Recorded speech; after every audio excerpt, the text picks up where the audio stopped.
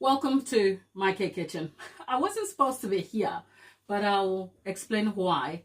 I thought I had scheduled this, but it's by the way. We're back with Baking Basics, and if you don't know what Baking Basics is, it is a series I started in long form where we take you through the principles and the science of baking, breaking things down in very simplistic terms, just so that as a beginner, you have some understanding of what that is. So I've just completed a live not too long ago, about an hour ago, where we completed this fancy cake over here.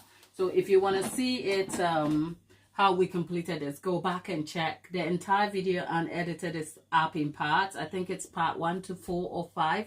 You want to catch that up. But right now I'm back in the kitchen because as part of Baking Basics, we're discussing the subject of sugar and what sugar does in baking. Sugar does a lot of things, and the subject of sugar is wide ranging because sugar is not just one thing. Sugar, we know, is a molecule called sucrose, but it's found in plants in larger quantities. You can find it in sugar beets and sugar cane. So if your sugar is not labeled sugar cane, it is likely to be sugar beets, but no cause to worry, they are the same thing, or at least we hope.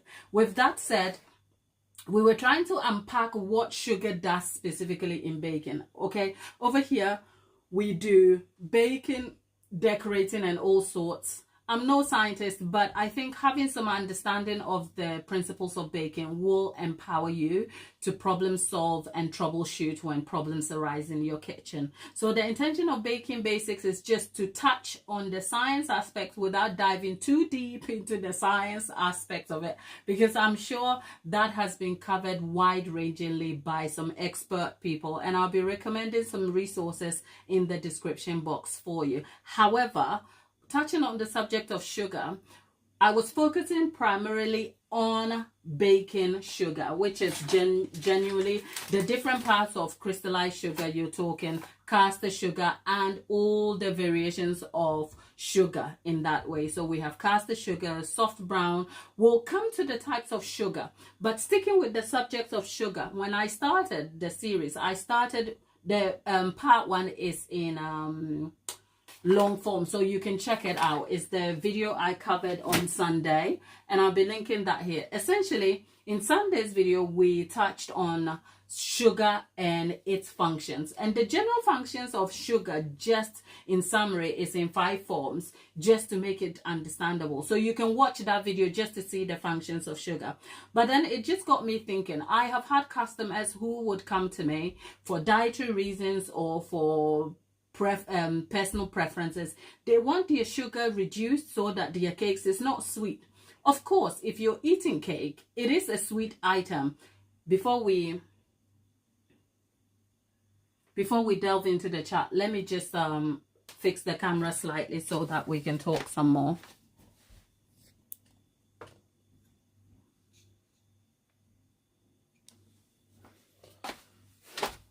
Right, that's fine. I'm just hoping you can see into the bowl when I come to it. So essentially, here was the idea.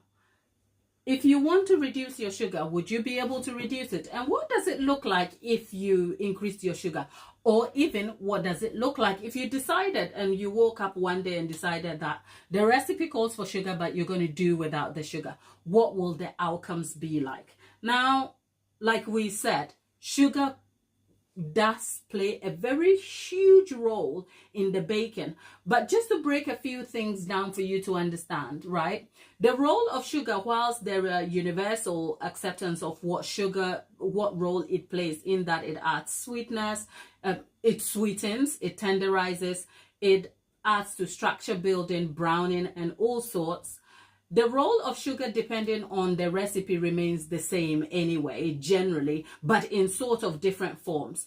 And one specific type of method cannot answer the question for all. So what I did in my research was to find the different categories or methods of deriving cake batter. And you would find that there is no consistency in word choice for the different methods, right? Even ChatGPT is slightly confused, okay? So you would find that most cakes are categorized under certain methods. And if you break it down in simplistic terms, you have the creaming method where you cream the butter and the sugar. And there's reason for that. There's the all-in-one method where everything is put together. It's normally the one bowl method. And then you also have the fold method where the eggs and the sugar form the base before the other ingredients are added. So under all these three methods, if we have sugar playing a role in different parts, what would it look like? So yesterday, what I did was I took a particular recipe under all these umbrella methods, and then I baked the cakes in the actual form. I have my notes here, and then I've decided to go back and reduce the sugar in each of the recipes. So if this is a little bit confusing, yes, it is confusing. I am even confused by it, but stick around with us, okay? Come back, check, and see what we find. So essentially, today is day 2 of the testing, and I have same recipes as yesterday, except I'm using half the quantity of sugar. So this video might probably be titled Baking with Half the Quantity of Sugar, 50%, because the sugar quantity in terms of the recipe for the creaming method, the sugar quantity here is supposed to be 225, and I had to halve that, which is what we have. For the all-in-one method, the sugar quantity is 200 grams, and I only have 100 grams. And for the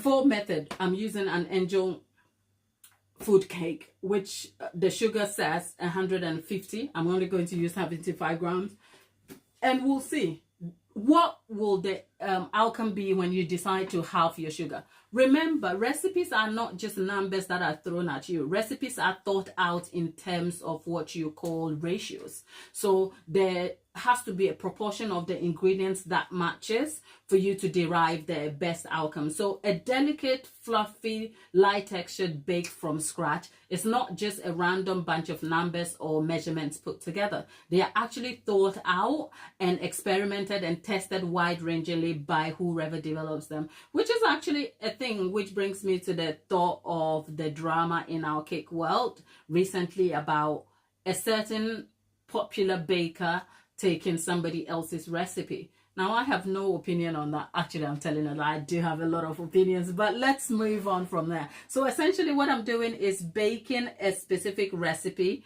just using half the quantity of sugar. You will see the rest of this video develop into long form. So if you haven't subscribed, do subscribe to us. But what I'm doing is I am just going to use I'm going to use a hand mixer, and I'm going to cream that. But before I do that, I'm just going to also preheat my oven here. And hi there, Tapeta. Thanks, Tapeta. You weren't expecting me back. Me neither. I thought I wanted to schedule this to come out tomorrow. I think I did it wrong, and I realized I was on a live, so I've taken it anyway. Let's just get through with it. And then maybe the brownie will be held for tomorrow. I don't know. Tomorrow I have some meetings to go to in the morning, and I don't know what my schedule is, but I am sure you will still have a video from me tomorrow anyway. So let's just get to it.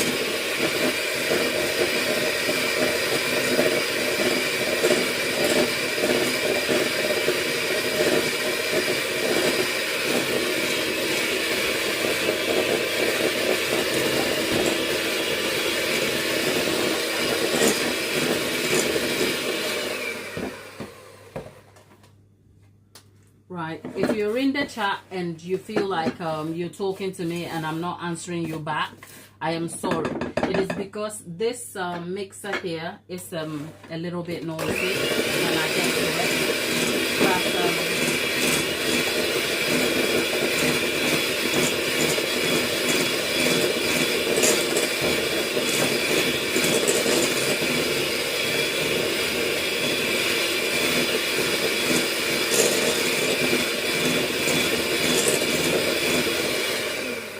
just to give you some general understanding of what the creaming method here is. Essentially, the creaming method allows the sugar crystals to dig into the fat, creating air pockets. Now, this air pocket ends up, including all the other ingredients and processes, will expand when it comes to baking, trapping gases to help the structure of the cake, helping with leavening and also helping to give your cake a lighter textured bake. The more even, I should caveat that by saying, the more even your air pockets are, the more evenly distributed they are, the better your outcomes for you. The more uneven and scattered they are, you would have like bigger air pockets in your cake. So the evenness of this process is going to affect the outcome. But the other influencing factor is temperature of the fat you're using. You should make sure that your batter is at room temperature. It shouldn't be too cold, it shouldn't be too hot, because if it's too warm and it's melting, it breaks down during the creaming, because this is what you call mechanical aeration. Because by using the hand mixer or even the stand mixer, what you're doing is you're mixing by agitating the sugar and fat together, and it warms up in the process. So you just want to make sure that your fat is just at the right temperature. And another influencing factor at this stage is also timing, right? The time is important here, because if you over cream it, you're going to break the structure down. But that is quite unlikely, because I did try it before, people. Remember, I did a video previously, I'll link it in the description box, where I ended up, normally the recommended creaming time is I think 4 to 6 minutes when I'm using the stand mixer at medium high speed, which is about 3.5 ish. But I decided to double that time, and we creamed it for 30 minutes, and our fat and sugar came out perfect anyway. And still, when I went to research a bit more, I found out that whilst the caution is always like the recommended caution is to make sure you stay within time, observing temperatures and all the variables that will affect a better outcome for you, you couldn't go wrong with over creaming your batter and sugar, especially where the weather is fairly variable. Okay, so that is just something for you to know, that the creaming method, of course, the role of sugar here is going to differ slightly in the way it works compared to when I come to the all-in-one method, because the all-in-one method is not going to allow us to create air pockets. It is actually going to be mixed together with the fat. But there is, when you're forming batter, there's a network of activity happening that you don't see. But just having the understanding of what you're trying to derive and following the technique and prescriptions for your recipe is the best thing. So I'll say to you, read your recipe notes. Whatever you do, read your recipe notes. Make sure you understand also the words that are used in the recipe notes, because creaming is going to be translated different to mixing, and a mixing is going to be translated different to, say, whisking, for instance. So a good tip here is that if you are a baker, make sure you acquaint yourself with what you're doing and have some sort of understanding. Even if you're not well invested into it, it will help you a lot. I'm going to go through that.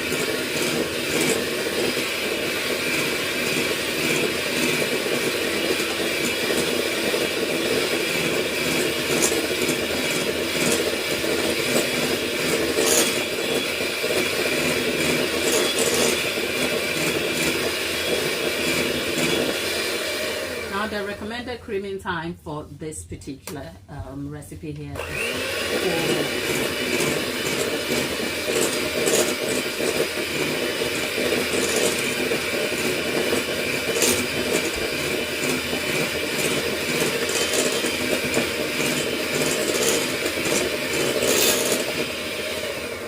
Okay, that's aside.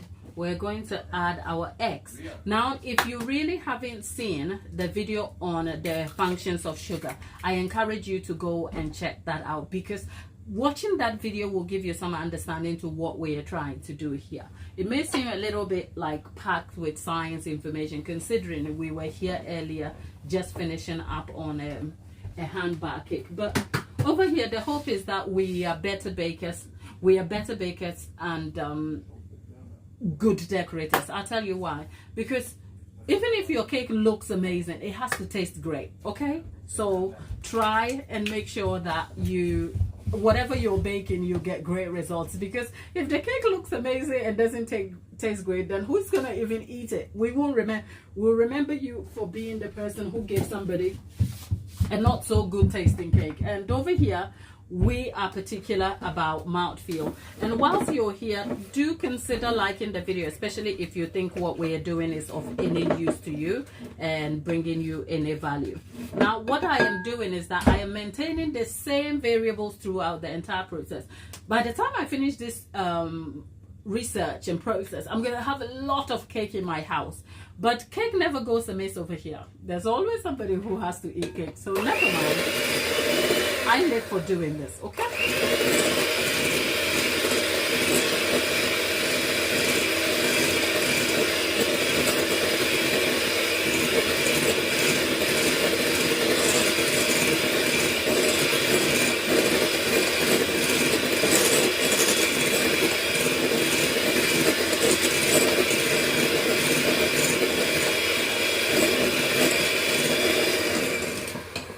Now, before I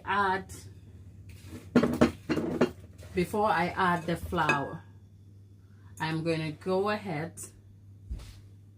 I'm just going to move this, because if you see the other video, the functions of sugar, you will find that as soon as liquid or fluids come into contact with gluten, as in flour, the gluten strands begin to get activated when you start mixing, and then it begins to develop. So the all-in-one method, I'm going to start that because I just want to do this as easy and simple as possible. So we have, this time I've melted the batter, which means, so here's something to note. This time I have melted the batter. So we are not going to get the same, we are not going to be using the sugar in the same way as we used in the creamy method. And that is important. While sugar will still tenderize, it will still sweeten, it will give structure, it will still interfere with the protein strands, making sure that we end up with a delicate bake, because sugar is hygroscopic.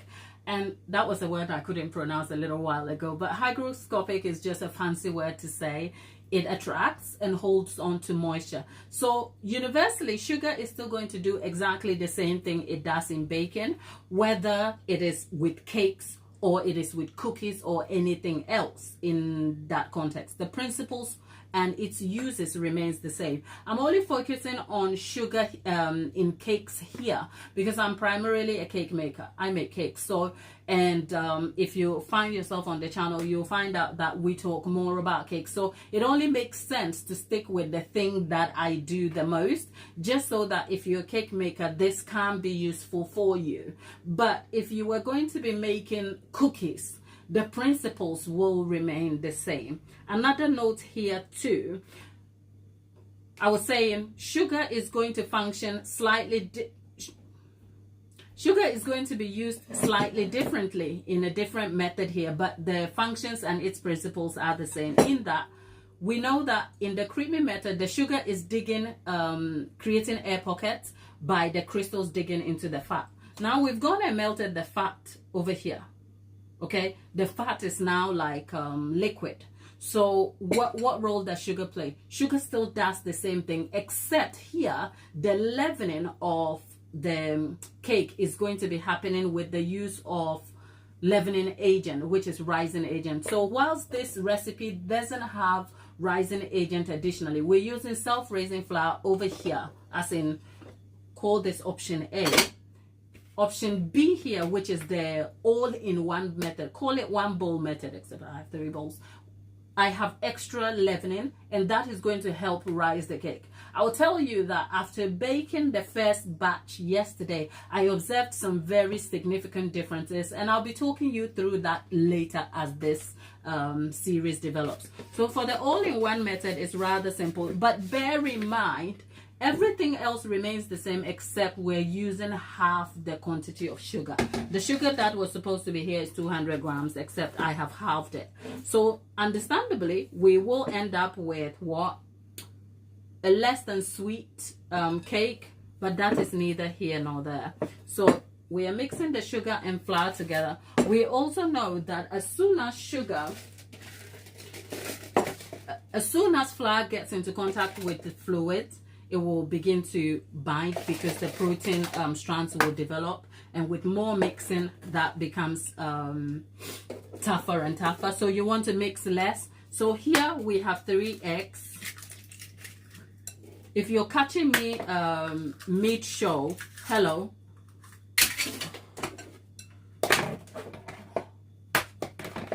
Don't worry.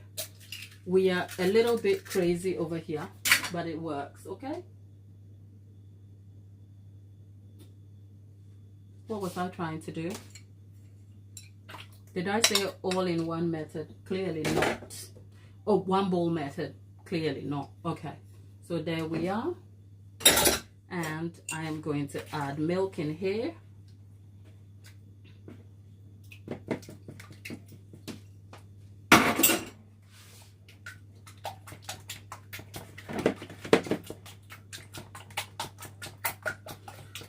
Whilst we're at it, if you're enjoying what you're seeing, do consider subscribing and perhaps consider liking the video too, okay? That is helpful for us. Now, I'm not going to do anything just yet. I'm going to leave that and I'm going to move back to the creaming method again. You know why? I am just trying to beat time, that's all. But I'm actually quite excited.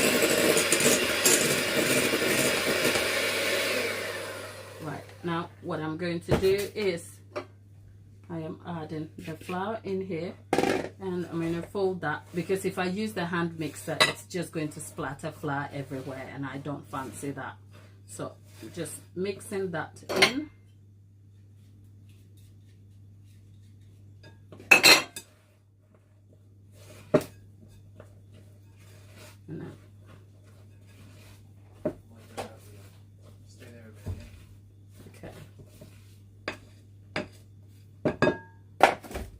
And then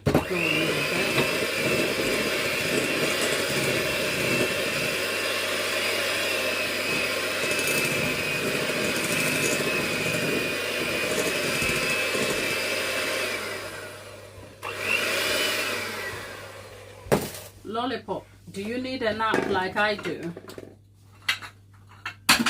Okay. Right.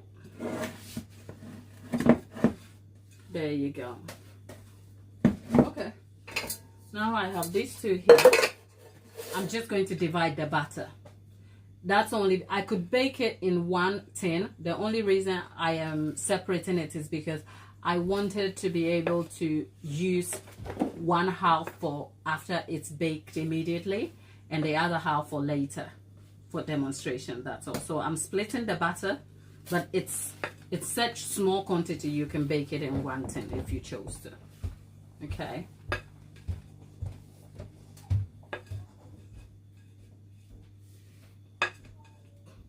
There you go. Right, now we're going to move that to the side and we're bringing this here. And with the all-in-one method, we have this.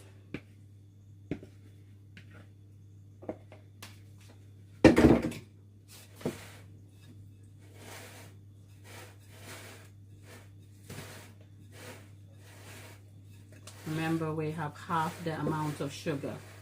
And then perhaps on the next one, we'll be doubling the amount of sugar. And then we'll come back another day and we'll compare all of that together.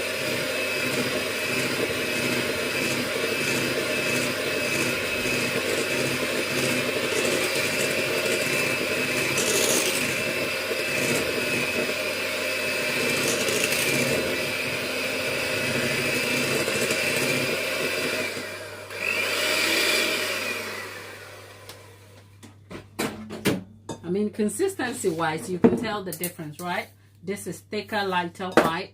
You have a more runny consistency here, and understandably this has more liquid in there, because we have 3 tablespoonfuls of milk and we have 3 eggs instead of 2 that went here. So that is something to note. And I'm dividing the batter.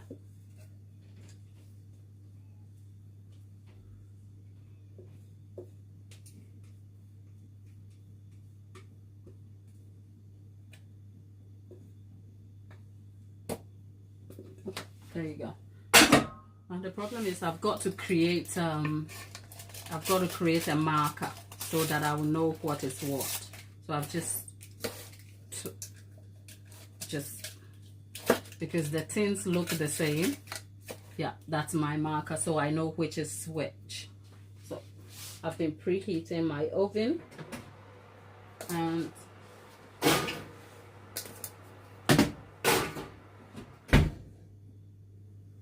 they are baking at 160 degrees C, and there you have it. Sadly, I am not going to wait till it finishes baking, so you might just have to join us later in subsequent videos to see the result. But this is going to be a developing series, so you'll see more of the subject matter, how sugar works, and if you change the sugar quantities, what it looks like, the outcomes. I mean, on top of my head, you can almost imagine if bakers are told to stick to recipes, you can't just go changing recipes. So on that note, I understand that changing a recipe drastically is likely going to impact you adversely, and it's not best practice to swap things around. Stick with the recipe.